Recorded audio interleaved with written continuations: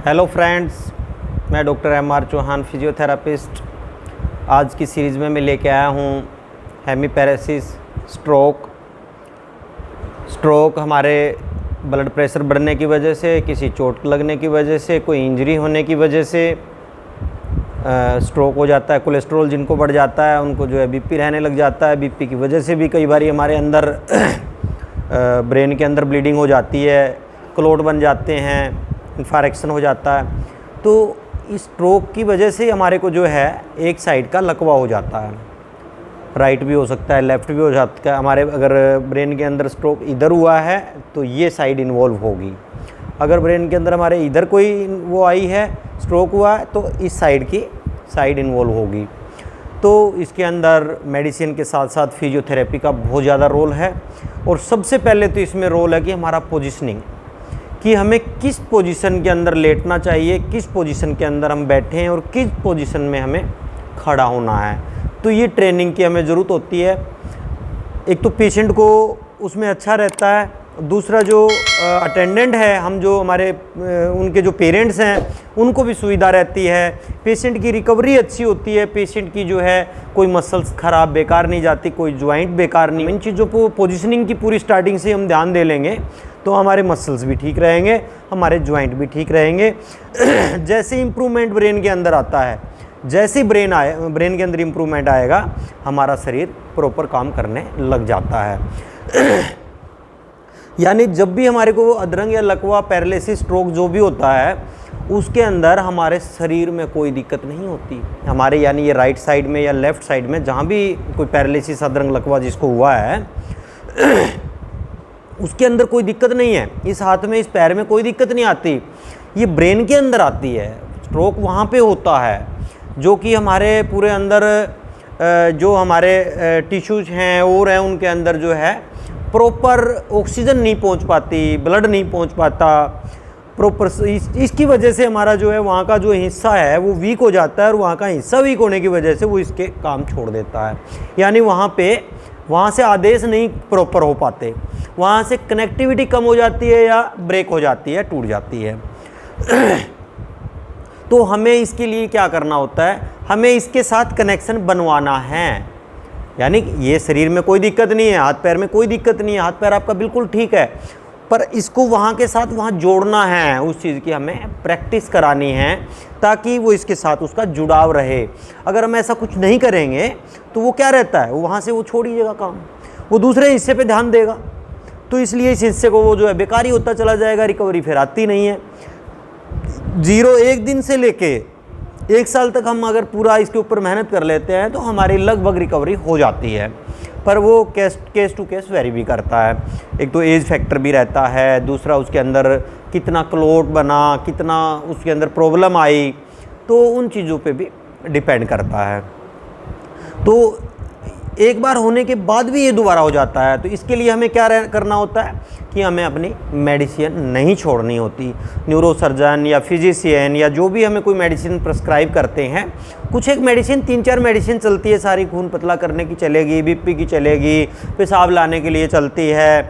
तो इस तरह की कुछ मेडिसिन होती हैं, बीटा ब्लॉकर्स हैं। और तो इस तरह की जो मेडिसिन हम लेते हैं तो उससे क्या रहता है, हमारे सारा सिस्टम जो ठीक रहता है, जिसकी वजह से रिकरेंट नहीं होता। नहीं तो ये दूसरी बार भी होने के इसके चांसेस रहते हैं। तो एक तो हमें इधर उधर झाड़ फूंक में इधर उधर नहीं हमें जाना चाहिए। कोई झाड़े लगा रहा है, कोई वो दे रहा है जी, वो नस दबा रहा है जी, वो कर रहा है जी, ज़्यादा इन चक्रों में नहीं पड़ना चाहिए। अच्छे से अपनी मेडिकेशन।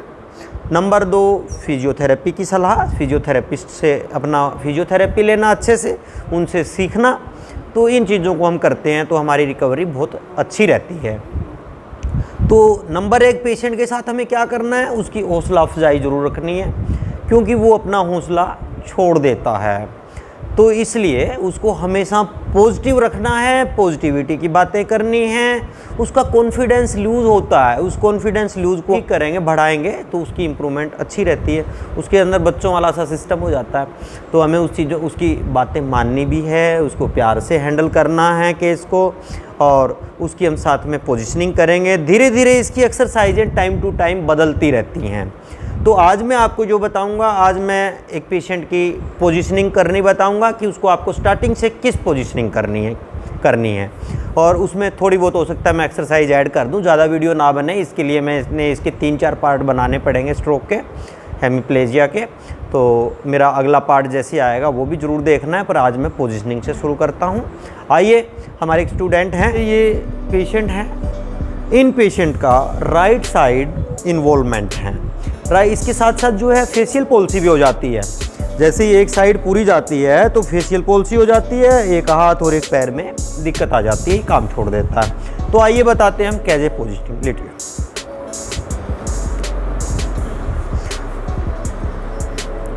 अब इसके अंदर क्या रहता है कि जैसे ये राइट साइड है, अब राइट साइड में क्या होगा कि जैसे ये काम छोड़ देता है तो ये पैर कैसे पड़ा रहता है, इस पोजीशन में।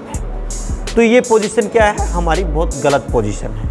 इसकी वजह से हमारी चाल जो है वो अच्छी नहीं रहती है, हमारा गेट जो है वो ख़राब हो जाता है। तो सबसे पहले इसके लिए हम क्या करेंगे, इसके लिए हम अपना एक पिल्लो लेंगे, पिल्लो लगा सकते हैं।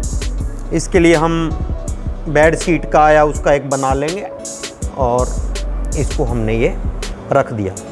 ये इसका पेशेंट का ऐसे सीधा रहना चाहिए।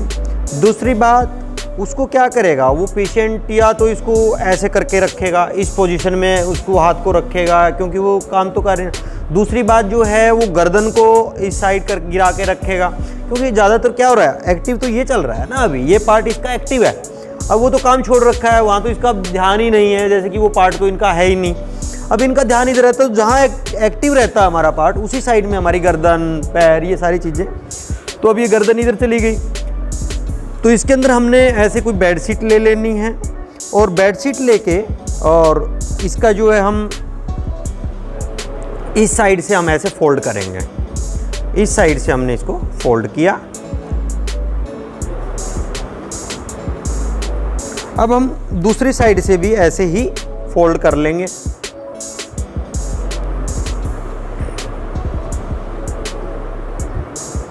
अब ये हमने किए हैं। अब हम इनकी गर्दन के नीचे इसको ऐसे लगा देंगे और ऐसे कर देंगे। अब ये चाहते हुए भी गर्दन ना इधर जाएगी ना उधर जाएगी। और दूसरा तरीका ये भी रहता है कि हम इस साइड में कोई पिल्लो वगैरह भी सेट कर सकते हैं। रही बात अब अगली नेक्स्ट, थोड़े से इधर हो जाओ।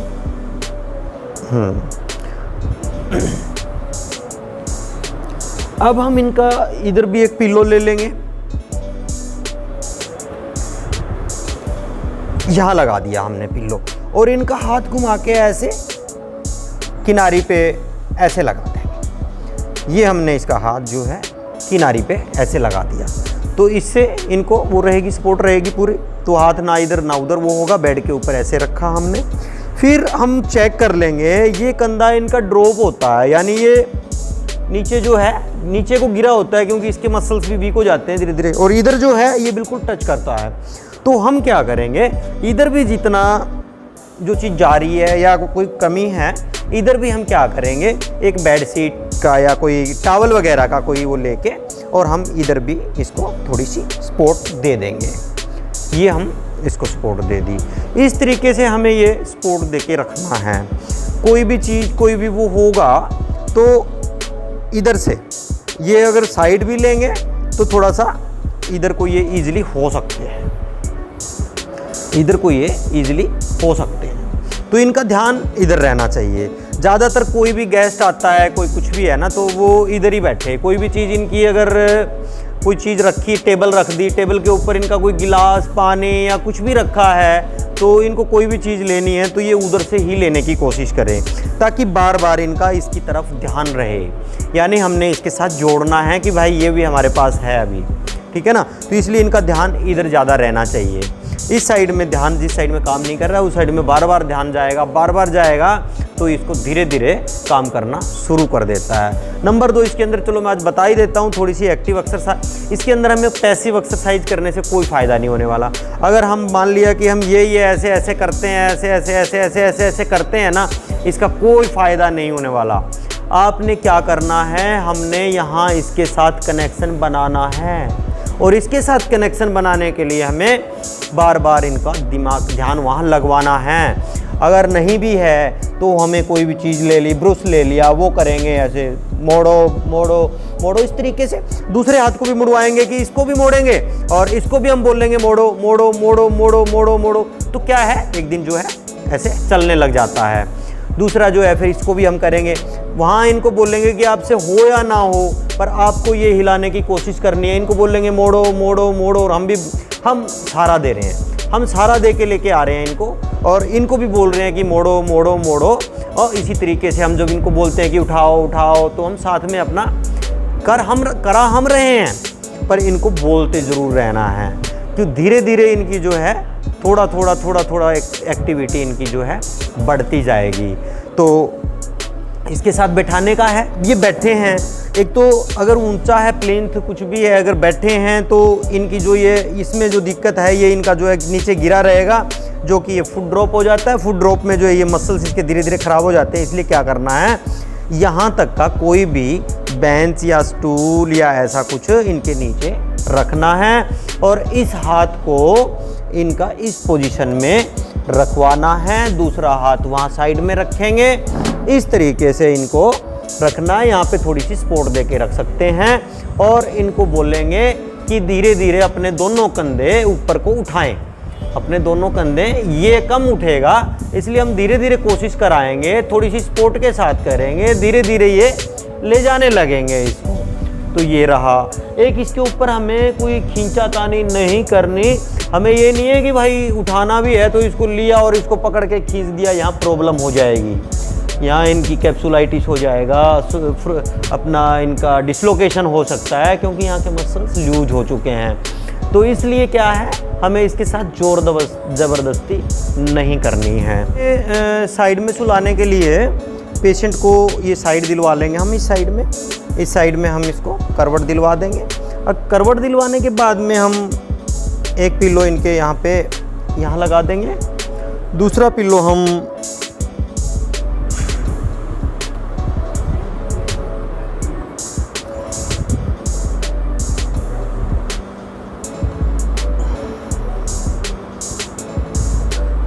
ये लगा दिया। तीसरा पिल्लो जो है इनके इस पे ये इनकी सोने की पोजीशन हम ये कर सकते हैं, और एक दो पिल्लो जो है इनके थोड़ा पीछे वहाँ पे रख देंगे। तो क्या है कि इस लेटने में इनका ध्यान जो है वो हर टाइम इस साइड। फ्रेंड्स, आज आपने स्ट्रोक के पेशेंट की पोजीशनिंग बनानी सीखी, तो हम इस पोजीशन को अगर करके अच्छे से अगर पेशेंट को बिठाना लेटाना ये सारी चीज़ें हम करेंगे तो हमारा पेशेंट में रिकवरी बहुत अच्छी होगी। तो अगले वीडियो में हम जो है आपको बिठाना, और वीडियो ज़्यादा ना बड़ा बना तो हम खड़ा करना, ये दोनों जो है आपको इनकी पोजीशनिंग और कैसे बिठाते हैं, कैसे खड़ा करते हैं, कैसे बैठना चाहिए, तो हम इन चीज़ों के लिए हमारा अगला वीडियो जो बनाएंगे, और वो वीडियो आपको जल्द ही मिलेगा। इसके लिए आप मेरे को सब्सक्राइब ज़रूर कर लें, मेरे चैनल को सब्सक्राइब कर लें, लाइक कर दें, बेल आइकॉन दबा दें, ताकि जैसे ही मेरा स्ट्रोक पे नया वीडियो बनता है वो आप तक ईज़िली पहुंच सके। और इसके लिए आपका बहुत बहुत धन्यवाद जो आपने इतने टाइम मेरे को देखा। Thank you very much.